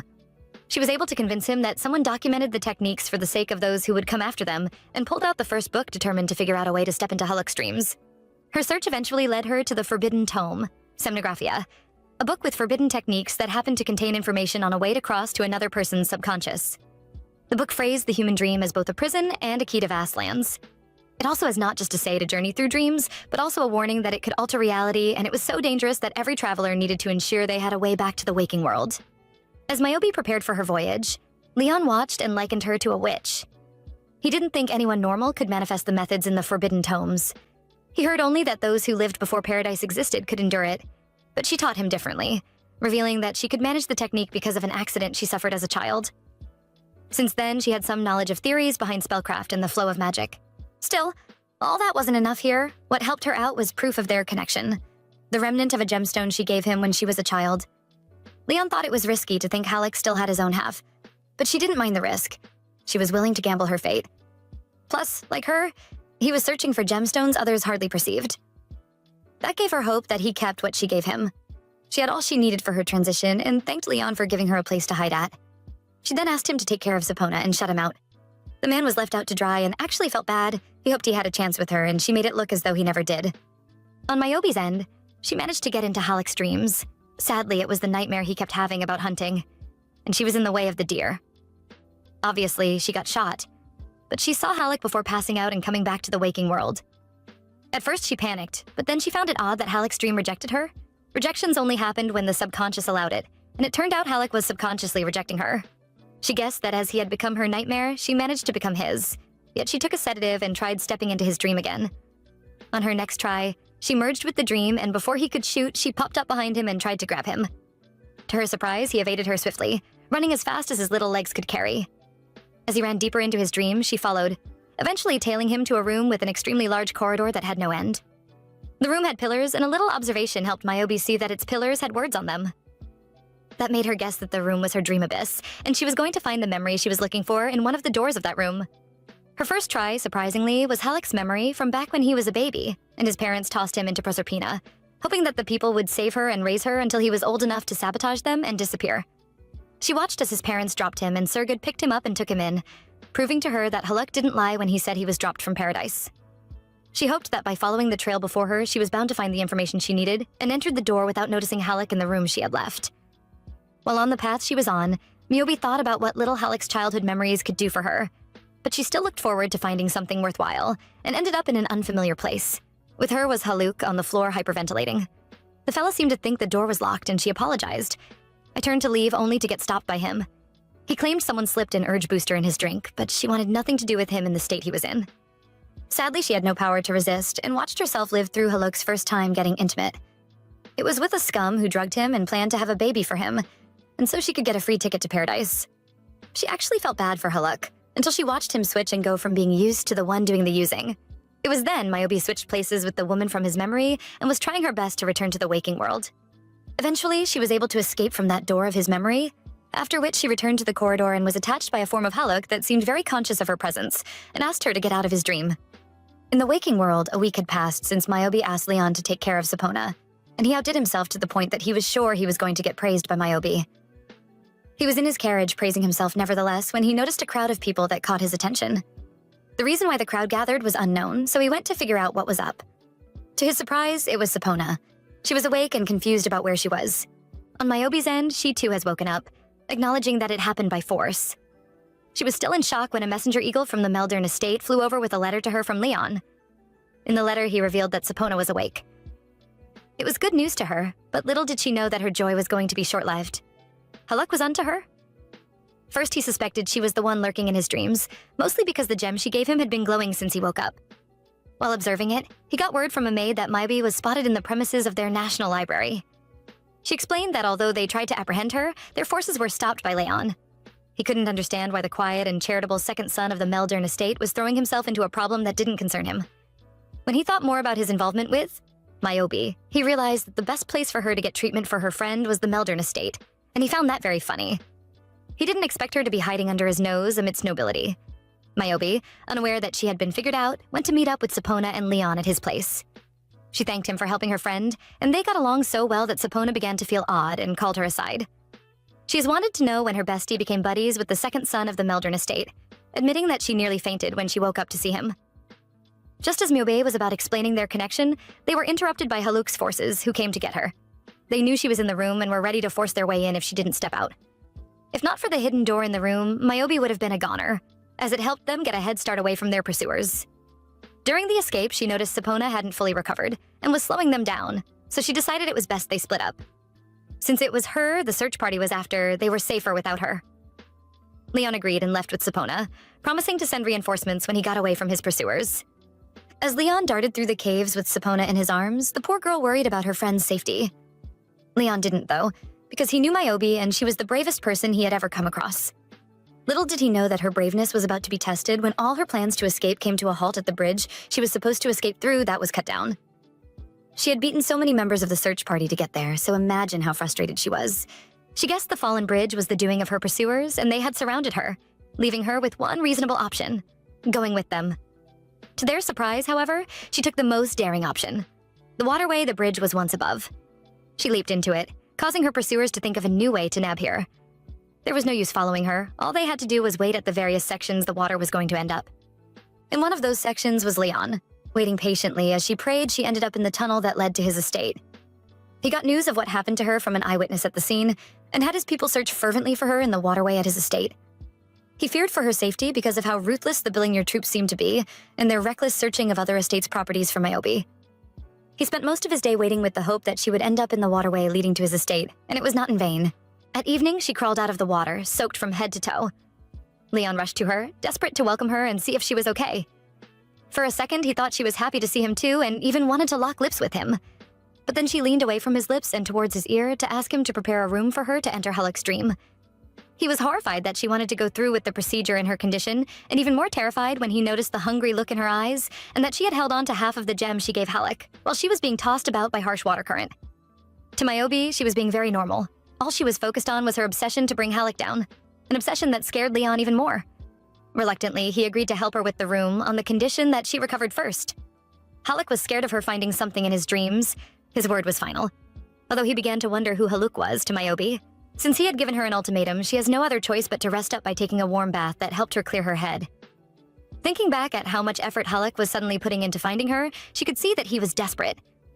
His desperation seemed to have started when she peered into his dream. That made her guess she had done something to hurt him, and encouraged her to search into his dreams again to find out what exactly he was so desperate to hide. One would wonder why she was so determined. Well, it was because there was a time when all she could do was powerlessly watch the suffering of those dear to her. She never wanted to feel that way again. She didn't want to feel little again, yet she ended up in a part of Haluk's memory where he was just that.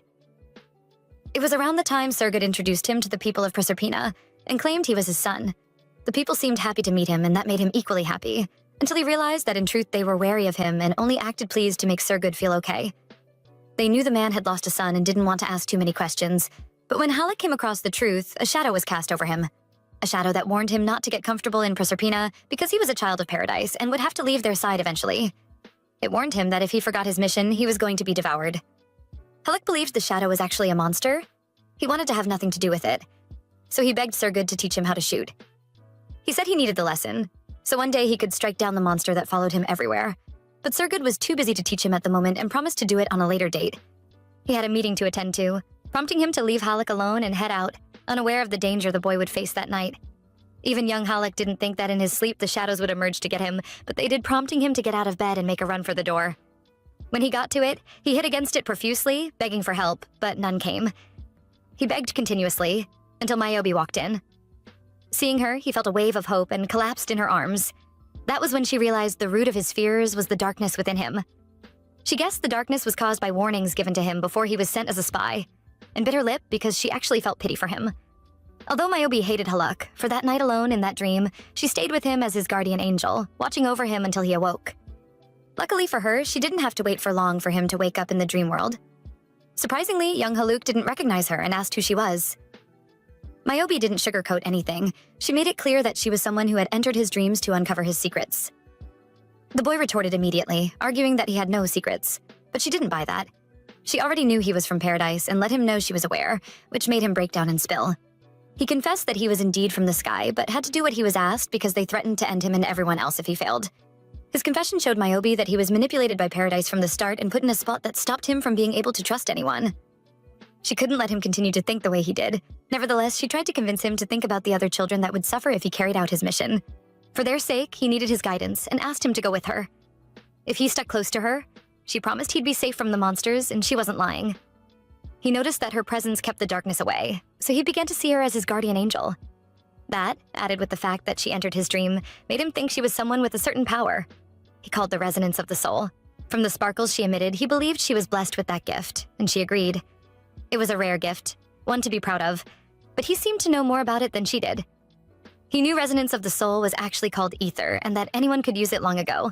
Everything had the glow she emitted, and she showed it to her. He showed her true paradise, the Garden of Eden. She was curious to know how he came about such information. He replied that every time he successfully carried out a task given to him by the Elders of Paradise, he was allowed to ask one question. One day he asked how paradise was created. That's how he got access to the files on Project Icarus. His reply helped her to be sure he was the one with the missing Project Icarus files, but that didn't concern her at the moment. She wanted to know what happened to Ether, why the power vanished. Haluk revealed to her that it was the doing of the ancients. They took ether from everyone and used it to lift paradise to the sky. As they spoke, it was a sum up of all ether that kept paradise in the afloat. He wasn't supposed to tell her that, he confirmed, but he felt comfortable enough to air out. He saw no crime in opening up and was sad that after she left, the darkness was going to come for him again. Watching him sulk, Myobi couldn't help but feel bad for him. That feeling made her do something stupid, which was to reveal the location of the gem, as she told young Haluk that it helped her connect with his dream, and because of it, she was going to be there to protect him every night. She resented him, no doubt, but she was unable to resent his ginger self. She promised him that no matter what, she was going to be there for him. But before she knew it, she was back at his dream corridor. She didn't know why, but was glad she had gotten information on Project Icarus. Her joy was short-lived, however, as before she could wake up on her own, Haluk's older self had grabbed her and taken out her connection with him. He praised her for hiding it so cleverly before he tainted her for spending time with his younger self, especially since she tried so hard to get away from the real him. Still, he had no hate towards her, if anything. He missed her and shattered the gem with a promise that they'd be seeing each other soon. In the waking world, Myob's heart raced. She was annoyed that he caught on to her, planned, severed their connection, and robbed her of the chance to go into his dreams. But there was nothing she could do about it. Concerning younger Halleck, she felt bad that she was going to go back on her promise and consoled herself with the thought that it was just a dream.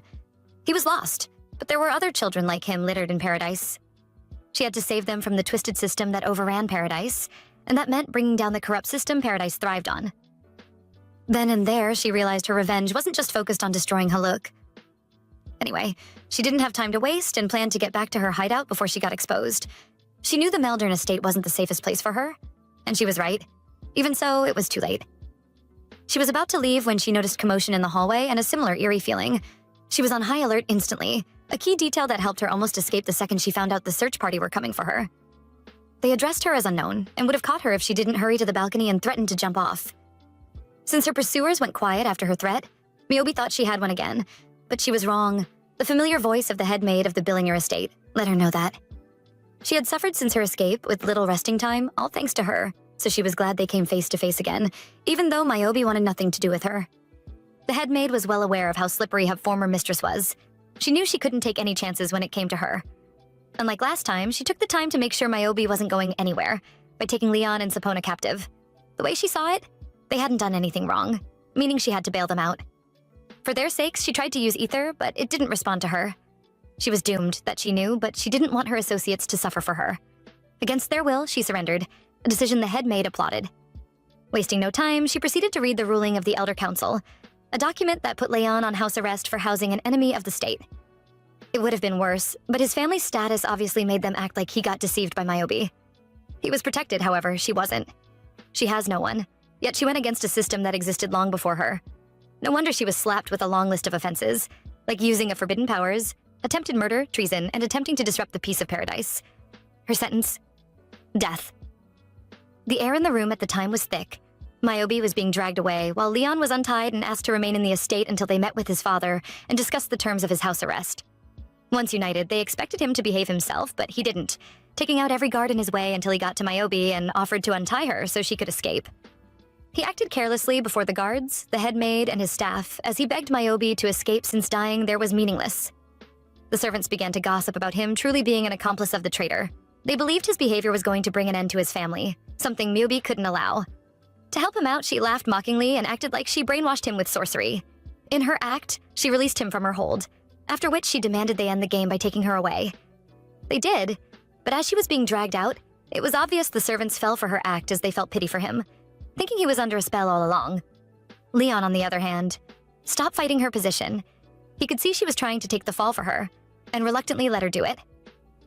Minutes later, she was led outside, where the villagers watched at a distance with so much to say. All were bad, except the statement from the boy she saved as unknown. While others saw her as a witch, he still thought of her as the woman who saved him, but his father warned him to act like he had nothing to do with her.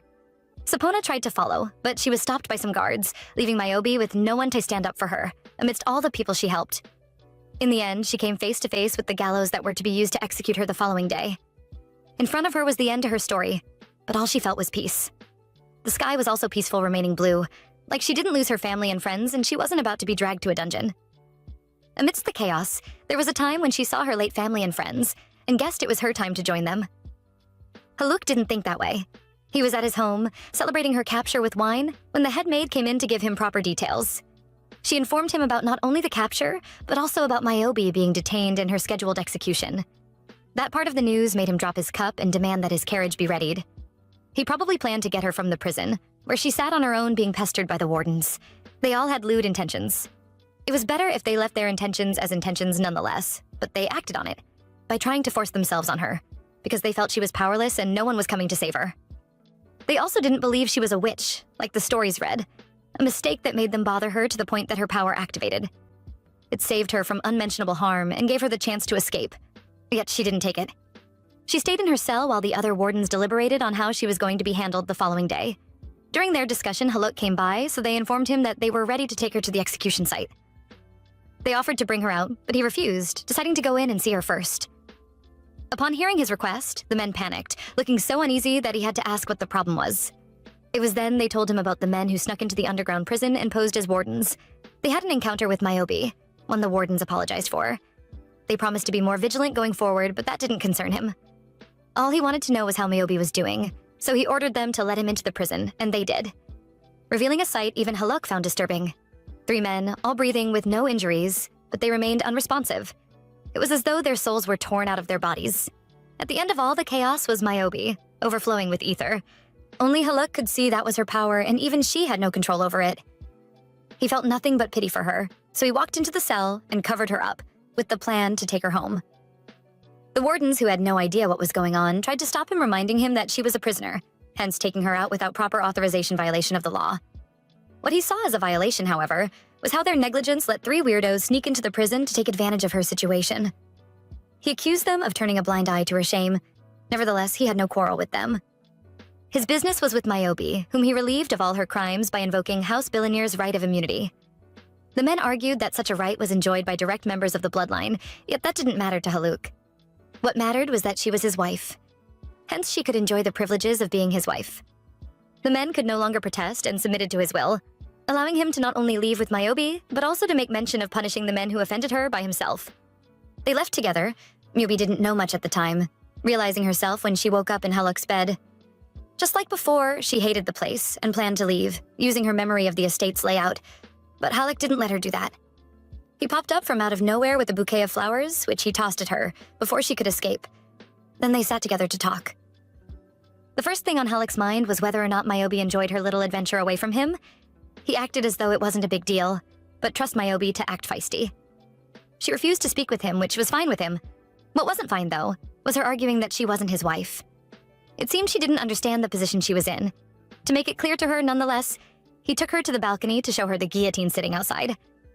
If she didn't stay by his side, that was the only alternative she had. She was a wanted criminal, after all. He got her pardon, but she had to be his wife to enjoy it, which meant she had to endure being served by maids, who got her dolled up to the point she couldn't recognize herself. Aside from dealing with them, she got to enjoy luxury and meals she never dreamt of tasting. No one let her lift anything, including books, yet all the time she wondered what Haluk was gunning at by treating her so nicely. Her answer was in the bedroom when she got there to meet Haluk, going through her books. He thought her literary taste was rather dense, but all that mattered to her was him explaining what he was doing in her room. She forgot that they were married, meaning it was their room. Him saying that meant nothing to her? She didn't see them as a lovey-dovey couple, although he was determined to use a month to change her mind. Once he made that clear, he kissed her. That was the last straw for Mayobi. She pushed him away and asked him why he was forcing her to spend her life with him, when he knew very well that she didn't want that. She hated how he pulled her around. Still, all he has to say was that for her to survive, she had to use him, his name, and his power, as a shield, like he did in Proserpina. He helped her realize that she had to be alive to get her revenge. It didn't matter how gory her methods were, as far as she stayed alive. She made it clear that she didn't care about him, and he agreed, admitting that he didn't mind what it took to make her stay, as far as she stayed with him. With that conviction, she gave in to his temptation, allowing him have a night with her. As soon as they finished and he left, all she could think about was resting for a bit before she planned her escape. It didn't take her long to fall asleep, only to wake up with maids surrounding her. She felt embarrassed to be seen them and would have asked them to leave if not for the outing with Haluk they told her they had to get her ready for. It took them some time, but they eventually finished up with her and allowed her to meet up with Haluk, who was waiting outside for her. I must say, they did a good job with her outfit. Haluk looked like good as well. They were probably about to be the best-dressed couple in the special ball they were on their way to. It was organized to mark the tolling of the heavenly bell, a sound that echoed from a clock tower in the heart of paradise, once every 10 years. She could tell the event was very important, which made her all the more curious to know why he wanted her in attendance. His reason was that by appearing by his side for the ball, she was going to identify as the Lady of House Billiner, and that was going to change the way everyone saw her. They hadn't even gotten there, and the entire building was buzzing. Gossip about Haluk and his decision to make a criminal his bride was everywhere until they stepped in, owning the room instantly. Haluk was obviously aware of what was happening, but he focused on Mayobi, thanking her for coming and then taking her to her seat proudly. As expected, she got the seat right next to him, so she got pissed. She thought he was going to give her room to breathe within the 1 month he planned to use to win her heart, but he wasn't. In the meantime, he urged her to focus on looking more cheerful at the ball, to prevent onlookers from getting more gossip, but she couldn't do that. Long into the ball, Moby was losing it. She had sat for hours and found it strange that the upper class enjoyed something so boring. Just when she had given up on the event, a masked man approached her for a dance. She recognized the voice, but couldn't place her finger on where she heard it from, so she thought about turning down his offer. Haluk, nevertheless, wanted her to move a little and granted the stranger permission to dance with her on the condition that he would return her before the bell rang. He promised to do just that. Why would someone want to dance with the infamous unknown? The move made no sense at first, but when they began to dance, the stranger revealed he was Leon. Him revealing himself made her truly happy. Nonetheless, he was on borrowed time, which he used to tell her about the movement that he formed in the shadows, in her name. He assured her that her efforts were not in vain, and they hadn't forgotten her or her cause. Added to that, he did a little digging and was able to find out what was going to happen when the bell tolled. It tolled every 10 years at the same time, like clockwork. But he didn't get to tell her why on time. Haluk was watching. Even so, he wasn't the problem. The problem was the bell. As soon as it rang, although everyone thought the sound was graceful and praised it, she heard wailing. It was such a terrible sound that she collapsed, wondering why it was just her reacting to the cries. Tired of watching her suffer, Haluk came to take Myobi home. She didn't refuse. As for Leon, he whispered that he'll send word to the estate, a code she understood and acknowledged. In no time, Myobi was buildings away from the ball, glad that Leon and Sapona were safe. She was so drained that she leaned on Haluk and he expressed how worried he was about her. She claimed she was okay, yet her thoughts were fixated on what Leon was trying to tell her. Before the weird interruption, she wanted to know what happened every 10 years when the bell rang, yet she couldn't think about it peacefully. Haluk didn't let her. He assumed she was thinking about the man she danced with. He spoke with Myobi like they were acquaintances, so he wanted to know who the man was. Seeing that she wasn't willing to spill, he promised to uncover the man's identity in his own way. She couldn't let that happen and tried to distract him with a kiss. Along with the kiss came an attempt to distract him further by telling him jealousy didn't shit him. Even so, he didn't buy it. He could see what she was doing, still he played along. He looked to take things to the next level, yet she tried to stop him. He didn't budge initially and wouldn't have if they hadn't arrived at home. Timing saved Myobi, allowing her to get in and prepare for bed. Haluk, on the other hand, was handling Huss business, leaving her alone in her room. His absence was truly a benefit, because she got a message from Leon's messenger eagle and was free to check it out. At first glance, she couldn't read it, though. It was a ciphered message. It didn't take her long to translate it, but when she did, she was horrified. In the letter, Leon let her in on what he was trying to say at the ball. The 10-year tolling of the bell signified the reactivation of Paradise's energy source. With its reactivation, Proserpina was purged, meaning the lives and magic of the people of the lower land were the fuel for Paradise. They kept the land afloat by powering the core with their souls. The most recent toll meant a life-consuming disaster was about to befall the people of Proserpina. The news broke Myobi, but she didn't fall. Instead, she thought about saving what was left of her people. Haluk was one man. If she had revenge against him, Proserpina was still in danger. She needed to focus on the bigger picture, and did so by sending word back to Leon that he was to carry out the operation exactly as she would instruct. She looked to join hands with Proserpina too. A lot was in Myobi's plate. Still, she needed to juggle it all and set a new plan in motion by summoning Haluk the following day to tell him she was okay with getting married to him. As quickly as he could, Haluk got things handled and the wedding day arrived. It had been years since Paradise was graced with such a spectacle. Haluk wished they had days of such elegance more often. He was most happy on that day, especially since Myobi proposed to him, but warned that if she planned to fool him and run away the second time, he wasn't going to fall for it. She retorted that if he wasn't so sure about her, he could have refused the proposal. He ignored that comment, however, and asked if she was ready. Everyone's attention was going to be on her. Still, she didn't sweat. To her, that day marked the beginning and end of their lives. She humbly walked down the aisle with him, even though every time the bell tolled, she felt uneasy.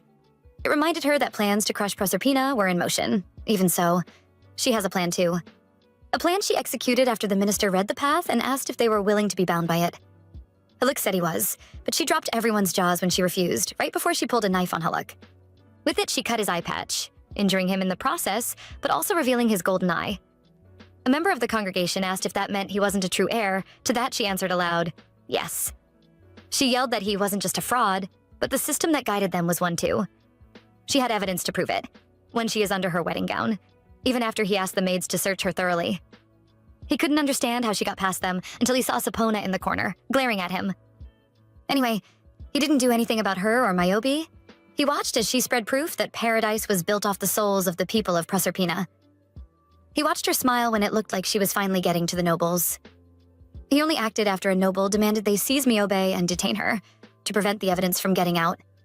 The nobles barked that as they had feared she was a problem to Paradise. He was asked why he guarded them for such nonsense. That was when Haluk let Myobi know that the sins of Paradise was something all the nobles knew about and approved of. They knew every truth, including his true heritage. She had made a fool out of herself. He didn't want her to continue, so he begged her to give up, like he once did. He wasn't the one with the lives of hundreds of people on his shoulders. He couldn't have understood her. But that didn't matter. The nobles wanted her head. They were so fixed on her that Haluk had to save her by blaming everything on Sapona. He hated the idea, but it was Myobi's only way out. Since she wasn't of noble blood, poor Sapona was executed on the wedding grounds, leaving Myobi in regret for dragging her to her untimely end. That's why Myobi was so bummed after the wedding.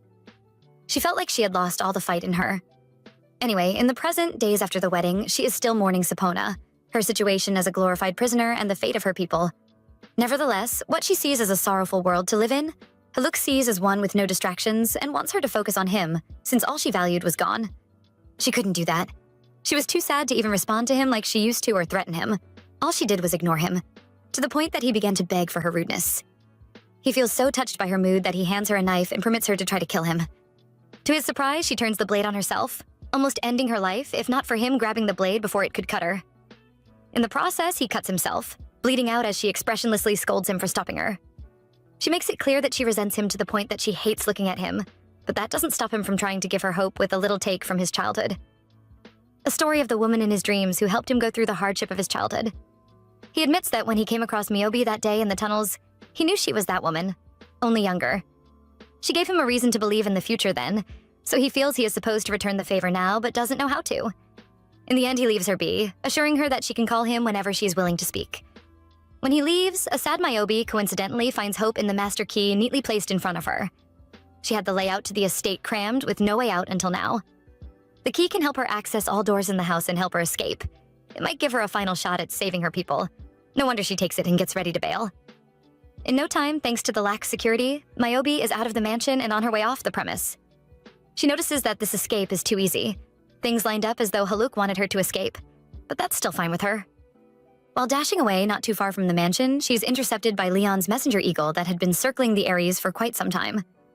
It brought a letter to her from the Meldern estate, informing her that Sapona isn't dead.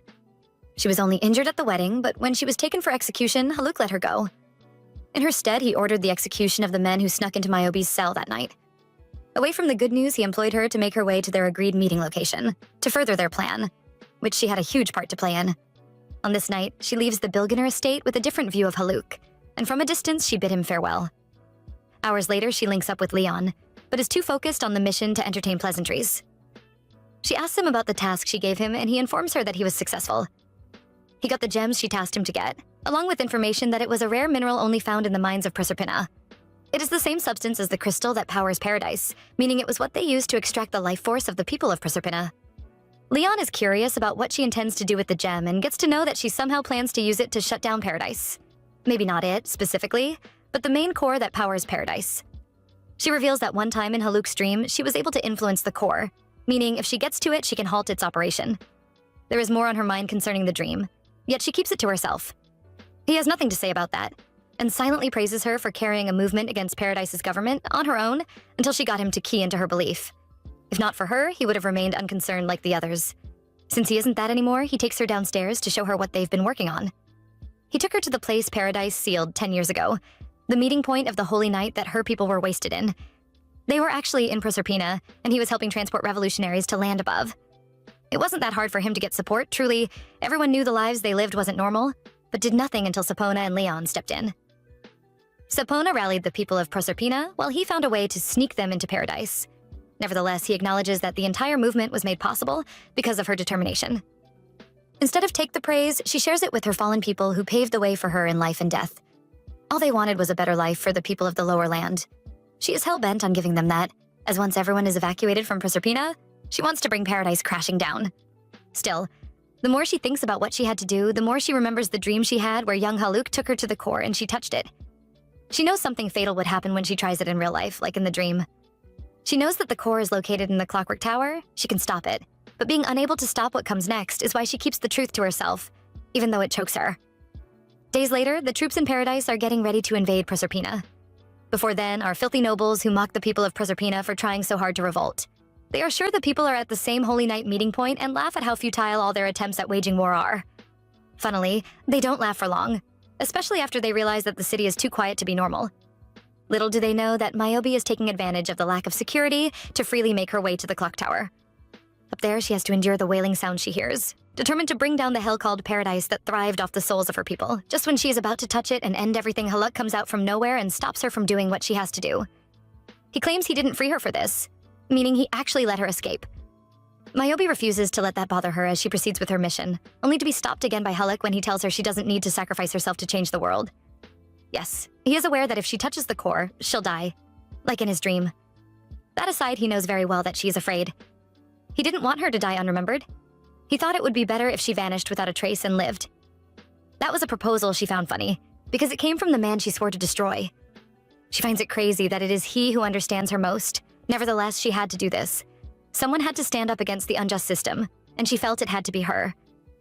She assures him that she isn't going on with this in the name of revenge, but for life. With that, she touches the core, affecting it when he steps in and stops her with a hug, reminding her that before she rushes off to save her people, she is his. Once the words slip out, he has this look in his face and tears in his eyes, like he did back at the mansion when he clung to her and begged her not to leave without letting him know. Looking back, it all starts to make sense, as much as it doesn't make sense. He is the man she wanted to kill the most, and somehow the same person who gives her the most motivation to stay alive. Admittedly, she cannot forgive him for turning his back on her those many years ago. Nevertheless, she begs him that if he loves her a little, he should leave paradise with her, even though where they'll end up is hell itself. His eyes lit up at the thought of them being together, free from everything going on. Before they know it, the core overloads, allowing spirits to force their way out of it. Reluctant to get Haluk into any harm, Myobi throws herself into the chaos with a smile on her face. It's ironic that her last thought is him. Foolish even. But okay. On the flip side, things are going as planned. Paradise is crashing. The nobles and the guards who marched to Proserpina are panicking. Everything is melodic, including Haluk's love for Myobi. It pushes him to jump into the core and taunt her for wanting to go before him. He urges her to hold on tightly to him, as everything crumbles and returns to its rightful state before everyone's eyes. They saw something different, though. Being in the heart of it all, death was certain for them. Even though Myobi wants to witness the world reborn, she might not get the chance. Still, she has no regrets. On the other hand, Haluk had a few. One he refuses to have is Myobi's blood on his hands. Just when everything looks grim for her, he pulls out the gem she gave to him when she was a little girl and attaches it to her, reminding her that he promised to keep her alive. She is fascinated that he had it on him all along, even more fascinated as it covers her in a floating force field, ultimately saving her, while Haluk falls to his doom. She worries about him to the last second, like he worries about her. A sad end to what started as a warm love story. Nonetheless, life goes on, and a half a year later, it's still going on peacefully. A new world is being built in harmony like she dreamed. There is equality and stability. Haluk is most likely gone. He vanished in the wreck, something not many people could survive. Myobi believes he did and searches for him daily until Sapona confronts her. Since the day of the fall, her health worsened daily. Coupled with the stress of searching for him, she had to deal with the loss of ether that somehow kept her alive. With her health deteriorating to the point that she starts coughing blood, she eventually agrees to end her search for Haluk and rest. But in her dreams, she sees him and chases after him, begging him to take her with him. For the first time in her dream, he replies, telling her to meet him in the place where paradise ends. Even if it is hell, he assures her they'll face it together. It's similar to what she told him back at the bell tower. The dream highlights the gem Haluk gave her, and she wakes up, confused out of breath, only to see it glowing like it's guiding her somewhere. She hopes it is guiding her to the place her soul longs for. Outside is Leon, pacing about, wondering how best he could get a smile back on her face. He rummages through a couple of ideas, eventually picking one and then going in to see if she is awake. He is stunned to see that she isn't there, but there's a letter for him and everyone she cares about.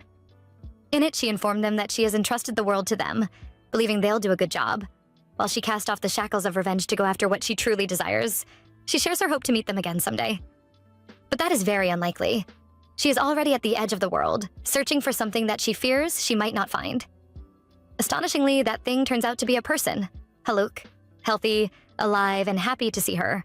He is glad to see her, and from the way she hugs him, it's obvious she is glad to see him too. Even though she hasn't fully forgiven him, she urges him to stay by her side and pay for all his sins, a sentence he has no problem living out. They have a long way ahead, that's for sure, and he asks if she is comfortable journeying the rest of the way together, just the two of them. Myobi doesn't care if they have to travel the rest of their lives together. She is ready.